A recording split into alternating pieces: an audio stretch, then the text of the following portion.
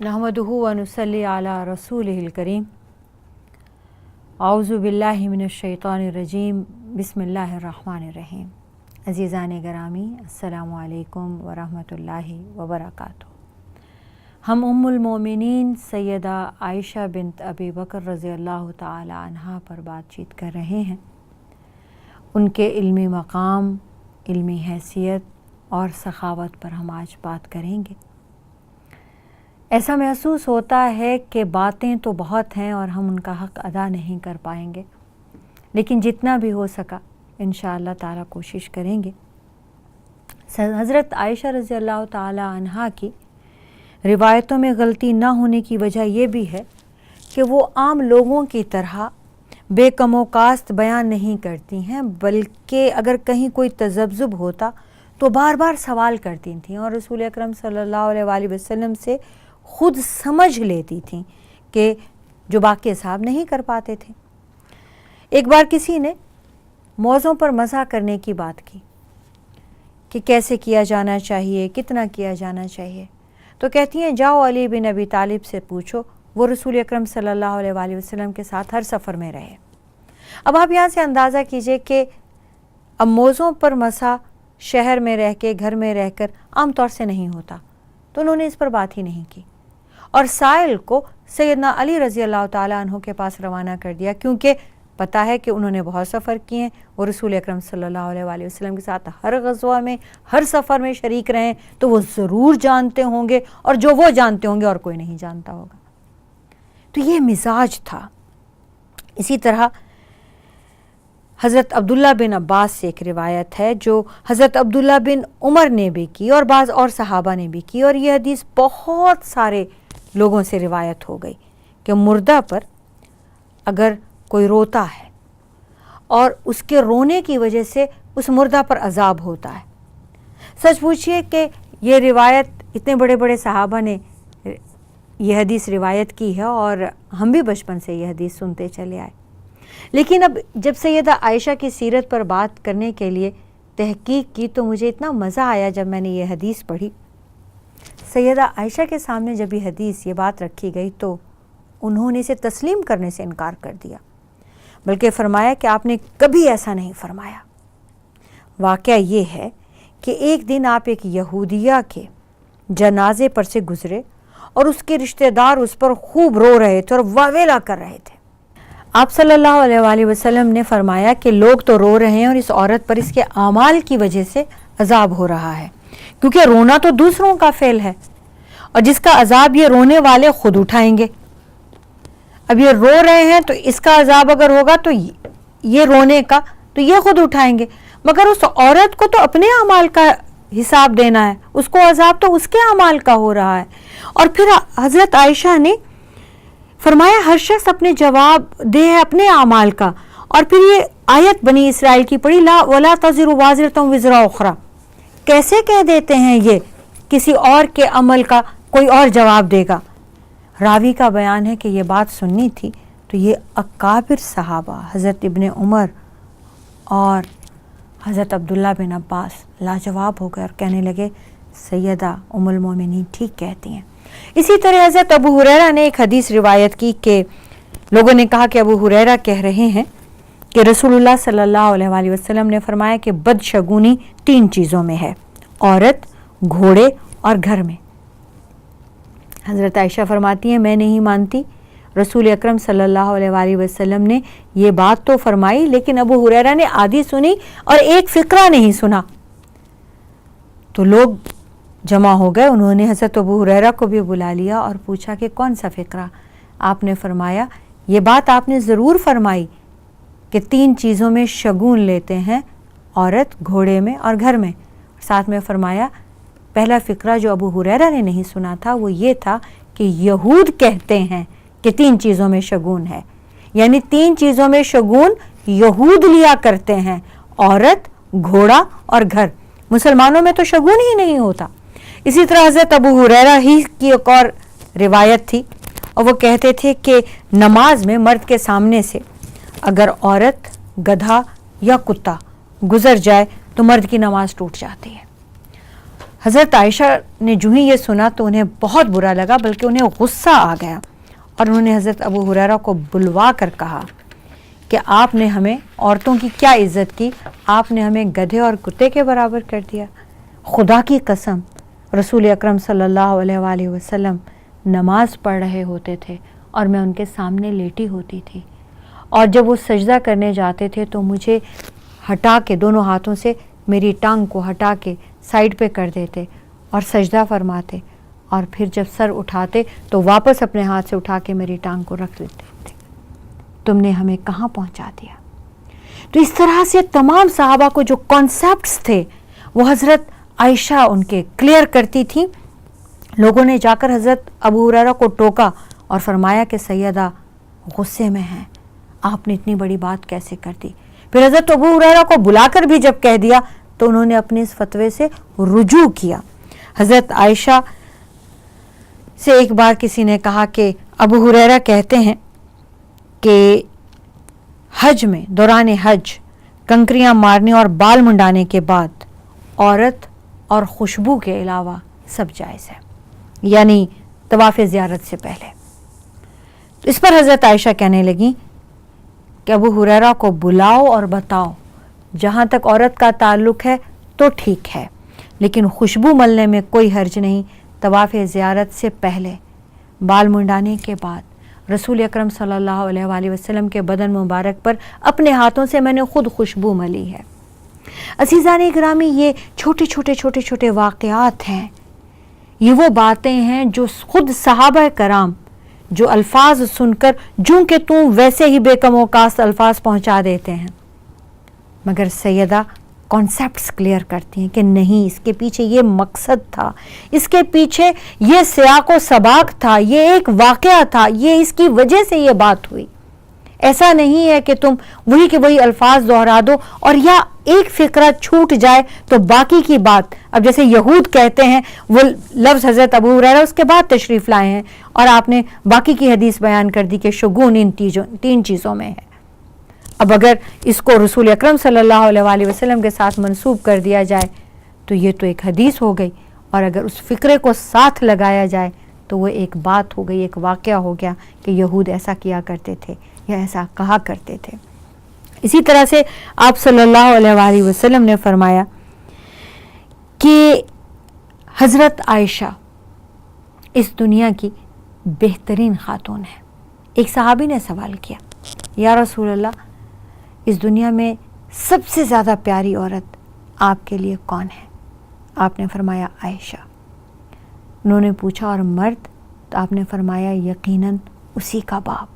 حضرت ابو بکر رضی اللہ تعالی عنہ کو آپ اس قدر محبت کرتے تھے کہ آپ نے ایک بار سیدہ عائشہ ہی سے فرمایا کہ عائشہ، میں نے اس دنیا کی زندگی میں سب کے احسان اتار دیے ہیں، جس نے میرے ساتھ بھلا کیا میں نے اس کو بڑھا کر اس کا احسان اتار دیا، میرے ذمے اب کسی کا کوئی احسان باقی نہیں، لیکن سیدنا ابو بکر صدیق کے احسان باقی ہے، ان کے احسان میں نہیں اتار سکا، ان کا احسان میں نے نہیں اتارا۔ عزیزان گرامی، یہ مقام حضرت عائشہ کا، یہ مقام ابو بکر صدیق رضی اللہ تعالی عنہ کی صاحبزادی کا، یہ مقام ام المومنین کا یوں ہی نہیں ہے، یہ اللہ کا خاص کرم ہے ہم عورت ذات پر کہ وہ 48 سال جو سیدہ عائشہ آپ صلی اللہ علیہ وآلہ وسلم کے بعد زندہ رہیں، تو اس کا ایک مقصد تھا۔ اس نکاح کا مقصد لوگوں کو بعد میں سمجھ آیا کہ وہ بچپن کا تازہ ذہن، وہ ایک غیر معمولی حافظہ، غیر معمولی یادداشت، وہ سوالات کرنے کی بے باکی، وہ سیدہ عائشہ ہی کر سکتی تھیں، جس کا بعد میں پوری امت مسلمہ کو فائدہ پہنچنا تھا۔ 48 سال کی وہ زندگی جس میں روزانہ درس قرآن دیتی ہیں، درس حدیث دیتی ہیں، لوگوں کے سوالات کے جواب دیتی ہیں، اور جب آپ صلی اللہ علیہ وآلہ وسلم نے فرمایا کہ تمہارا جہاد حج میں ہے، تو 48 سال تک باقاعدہ ہر سال حج کے لیے سفر کرتی ہیں۔ اس میں یہ تشریف لے کر جاتی تھی، کبھی شوال میں، کبھی ذی قعدہ میں، اور وہاں ذی قعدہ، ذی الحج اور محرم 3 مہینے سال کے 3 سے 3.5 مہینے تک سیدہ عائشہ مکہ مکرمہ میں قیام فرماتی اور حجاج کرام کی تربیت کرتی. اس زمانے میں منا میں، عرفات میں، مکہ میں روزانہ قرآن، حدیث، فقہ، سیرت پاک اور لوگوں کے سوالوں کے جواب دیا کرتی. اور باقی کے 8.5-9 مہینے ہر سال مدینہ منورہ میں حرم نبوی میں بیٹھ کر لوگوں کے سوالوں کے جواب دیا کرتی، لوگوں کے مسائل حل کیا کرتی، لوگوں کو مفید مشوروں سے نوازا کرتی. بلا کی سخی تھی، اس قدر سخاوت تھی ان کے ہاتھ میں کہ ایک مرتبہ عبداللہ بن زبیر کو کہیں سے پیسے اکٹھے ہوئے، وہ 1,00,000 درہم تھے. سیدہ نے 1,00,000 درہم شام ہونے سے پہلے سارے کے سارے خیرات کر دیے.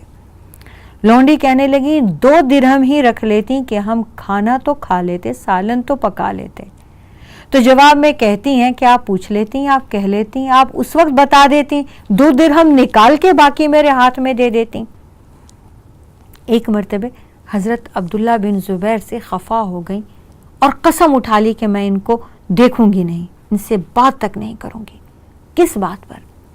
کہ انہوں نے انہیں یہ کہا کہ آپ کے پاس جتنے بھی پیسے آتے ہیں آپ خیرات کر دیتی ہیں، جب اپنے پاس ہوا کرے تب خیرات کیا کریں، جب نہ ہوا کرے کہیں سے آ جائے تو قرض اتارنے کے لیے یا قرض نہ چڑھے اس کے لیے تھوڑا سا رکھ لیا کریں، جو بھی آتا ہے جتنا بھی آتا ہے آپ دے دیا کرتی ہیں. تو سیدہ عائشہ کو بہت برا لگا، کہنے لگیں کہ تم مجھے سخاوت سے روکتے ہو. سخاوت، دریا دلی، فیاضی تو میرے محبوب سے میں نے سیکھی ہے. رسول اکرم صلی اللہ علیہ وآلہ وسلم کی تربیت نے انہیں اس قدر فیاض بنا دیا تھا. ایک مرتبہ آپ صلی اللہ علیہ وسلم نے کسی کو بھیجا، انہوں نے ولیمہ کرنا تھا اور ان کے پاس کچھ بھی نہیں تھا. تو فرماتے ہیں میں عائشہ کے گھر سے آیا ہوں تو ایک ٹوکری غلے کی بھری ان کے گھر میں رکھی ہے، انہیں جا کے کہو کہ انہوں نے ولیمہ کرنا ہے، کچھ دے دیں. تو سائل نے جا کر جب پیغام دیا تو سیدہ نے پوری ٹوکری اٹھا کر بھیج دی. بعد میں لونڈی نے شکایتاً کہا کہ کچھ تو اس میں سے بچا لیتی، کچھ تو رکھ لیتی کہ ہم بھی ایک وقت کھا لیتے. تو فرماتی ہے کہ اس وقت یاد کرا دیتی جب میں دے رہی تھی. اسی طرح ایک مرتبہ کسی نے سوال کیا تو دیکھ کر نکال کر دینے لگی. تو آپ صلی اللہ علیہ وآلہ وسلم نے فرمایا، آپ نے ان کی تربیت دیکھی کیسے فرمائی. عائشہ گن گن کر نہیں دیتے، اللہ کی راہ میں بے حساب دیتے ہیں، تمہیں وہ بھی گن گن کر نہیں دے گا، بے حساب دے گا. تو پھر سیدہ نے کبھی اس کے بعد زندگی بھر نہ ناپا، نہ تولا، نہ وزن کیا، نہ گن کے دیا. جو کچھ بھی ہوتا تھا یوں ہی لٹا دیتی تھی. خود فرماتی ہیں کہ جب میں نے رسول پاک صلی اللہ علیہ وآلہ وسلم سے یہ جملہ سنا تو اس کے بعد میں نے کبھی اناج کی ٹوکری کو بھی یہ دیکھنے کی کوشش بھی نہیں کی کہ اندر ہے یا نہیں. اور رسول پاک نے ہی مجھے سکھایا کہ بغیر دیکھے، بغیر ناپے، بغیر تولے ہی دیتی جاؤ.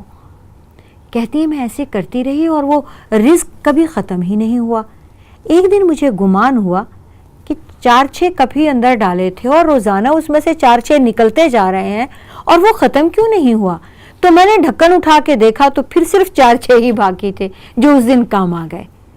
مجھے مصلحت سمجھ میں آ گئی کہ اللہ تعالیٰ بے حساب دیتا ہے جب اللہ کی راہ میں بے حساب دیا جائے. جب آپ حساب کریں گے تو آپ کے ساتھ حساب ہوگا. رسول اکرم صلی اللہ علیہ وآلہ وسلم نے ان کی تربیت ایک ایک چیز میں خود فرمائی، ان پر خود نگاہ رکھتے تھے.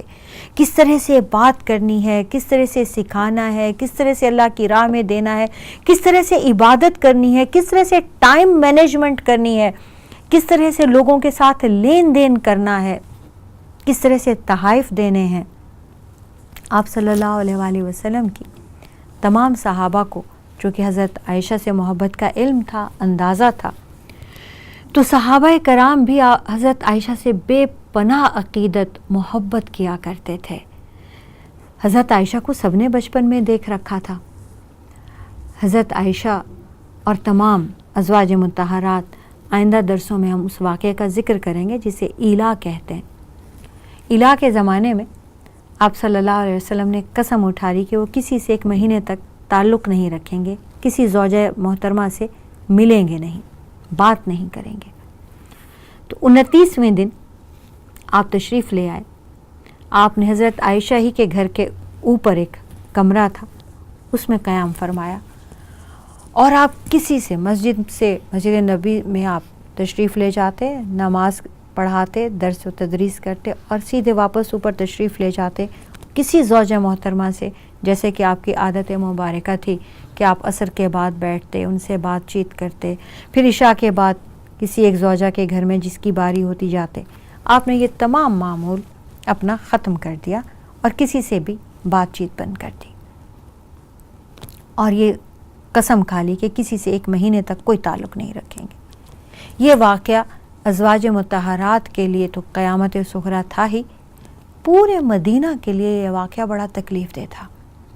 اب 29ویں دن جب آپ صلی اللہ علیہ وآلہ وسلم نے صلح کر لی، قسم پوری ہو گئی، جب آپ تشریف لائے اور جب مدینہ منورہ کے لوگوں کو پتہ چل گیا کہ آج آپ سب سے بات چیت کرنا شروع کر دیں گے، آج قسم پوری ہو گئی، چونکہ یہ گمان تھا کہ شاید طلاق نہ دے دی ہو، یہ ہم اس واقعے کے ضمن میں تفصیل بتائیں گے، تو ساری ازواج آپ کے استقبال کی تیاری میں لگ گئیں۔ آپ صلی اللہ علیہ وسلم جب سیدہ عائشہ کے پاس تشریف لائے، آپ کی خیریت پوچھی، تو آپ نے بجائے یہ کہ خوشی کا اظہار کرتی، بجائے یہ کہ استقبال کرتی، پہلا سوال یہ کیا کہ یا رسول اللہ آج تو 29واں دن ہے، مہینہ تو نہیں ہوا، آپ کی قسم۔ یہ بات اس بات کا ثبوت ہے کہ سیدہ کو سیکھنے کا کس قدر تجسس تھا، علم حاصل کرنے کا کس قدر تجسس تھا۔ ایک ایک بات جب تک ان پر واضح نہ ہوتی، بھلے وہ ان کی محبوب ترین ہستی رسول پاک صلی اللہ علیہ وآلہ وسلم ہی کیوں نہ تھے، وہ سوال کرتی۔